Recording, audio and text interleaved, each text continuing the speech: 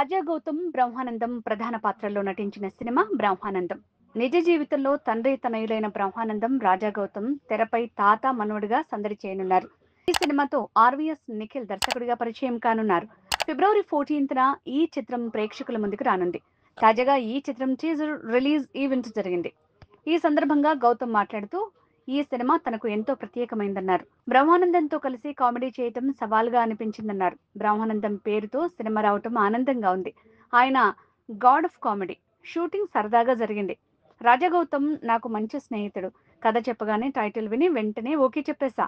బ్రహ్మానందం గారు కమెడియన్స్ కి స్ఫూర్తి అని వెన్నెల కిషోర్ చెప్పారు. బ్రహ్మానందం మాట్లాడుతూ నిర్మాతలు ఎక్కడ రాజీ పడకుండా దీన్ని నిర్మించారన్నారు. ఈ సినిమా దర్శకుడు ఆర్వీఎస్ నిఖిల్ నేను అంగీకరిస్తేనే ఈ సినిమా తెరకెక్కిస్తానని చెప్పారు. ఈ సినిమాలో నేను నటించడం తన కల అన్నారు. నేను తాత, మా కుమారుడు మనవడు అంటే కొత్తగా ఉందనుకున్నాను. వెన్నెల కిషోర్ను చూస్తేనే నవ్వొచ్చేది. అంత సరదాగా ఉంటాడు. కొన్ని సన్నివేశాల్లో తన నటన చూసి నవ్వుతూనే ఉన్నాను.